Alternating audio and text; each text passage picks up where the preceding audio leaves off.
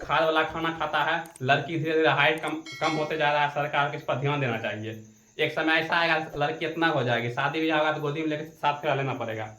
देखिए आप, जय हिंद। आज हम लोग देखेंगे 10वां का सबसे महत्वपूर्ण चैप्टर। कौन है? जीत जीत में निरखत हूँ, जिसको लिखा गया पंडित बिरजू महाराज के द्वारा। पहले देखते हैं जीत जीत में निरखत हूँ मतलब क्या होता है। जीत जीत समझ रहे हैं, कुछ चीज विजय हो गए। जैसे न होता है बाहुबली में कौन विजय होता है? बाहुबली नहीं देखे हैं कि एकदम कटप्पा विजय होता है। अगर कोई जीत रहा है, बार बार जीत रहा है, निरखत मतलब क्या होता है? एकदम चमक जाएगा। अगर मान लीजिए बार बार कोई निरखत मतलब विजय हो रहा है, बार बार उसका विजय हो रहा है, तो कौन सी हो जाएगा? उसका चेहरा चमक जाएगा कि कौन आएगा न आएगा। मान लीजिए कि आप सैनिक हैं, आप अगर पाकिस्तान कूट दिए, उसके बाद कोई भी आएगा, रूसो वाला आएगा, उसको भी देखो कूट जाएगा, नहीं कूट जाएगा। इसका मतलब यही हुआ जीत जीत में निरखत हूँ, जिसको लिखा गया पंडित बिरजू महाराज द्वारा। यह है एक साक्षात्कार है। आप पगला जाइएगा, साक्षात्कारी शुद्ध हिंदी कौन सी हो गया?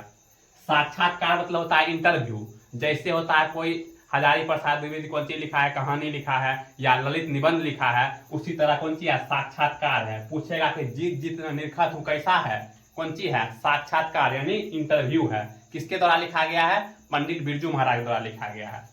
आज देखते हैं इनका जीवन परिचय। जीवन परिचय में क्या, इसका जन्म क्या हुआ, कौन है नहीं है, वही देखते हैं। इनका जन्म हुआ ना 4 फरवरी 1938 ईस्वी को लखनऊ में हुआ था। 4 फरवरी 1938 ईस्वी को लखनऊ हुआ था। भूलिएगा नहीं, बार बार क्वेश्चन पूछा जाता है।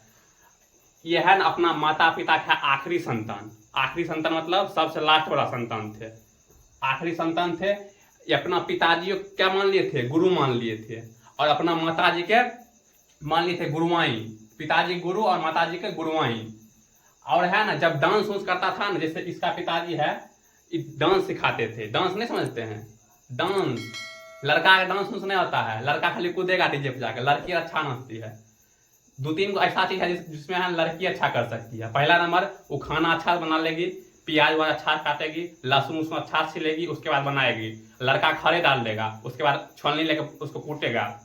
और लड़की है, पहला नंबर हो गया। और दूसरा नंबर, लड़की अच्छा नाच लेती है, नाच लेवे करती है। और दूसरा नंबर क्या बात होता है? खाना बना लेती है। और तीसरा नंबर बात क्या होता है? अच्छा से मुंह खुला लेती है। वैसा मुंह कोई नहीं खुला सकता है।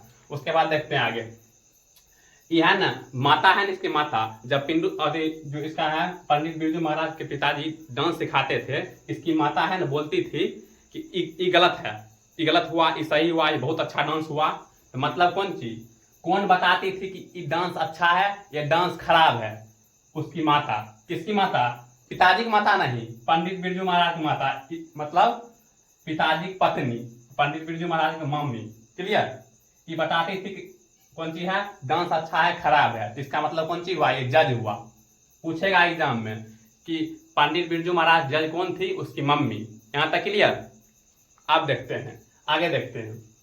डांस इतना अच्छा करता था पंडित बिरजू महाराज, सीख गया था अपने पिताजी से, इतना अच्छा करता था कि पंडित बिरजू महाराज को कथक डांस सीखता था, उसका पर्यायवाची बना दिया। पर्यायवाची न समझे होंगे आप। जैसे अगर कोई खूब सुंदर लड़की है तो उसका है ना तुलना किससे कर दिया जाता है? चांद से। नहीं बोलता है तुम 14वीं चांद हो या आफ्ताब हो, तुम जो भी हो, खुदा कसम बहुत लाजवाब हो तुम।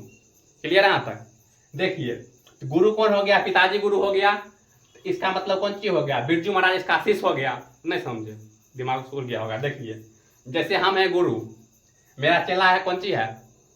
कलुआ। कलुआ के लिए हम कौन सी हो गए? गुरु।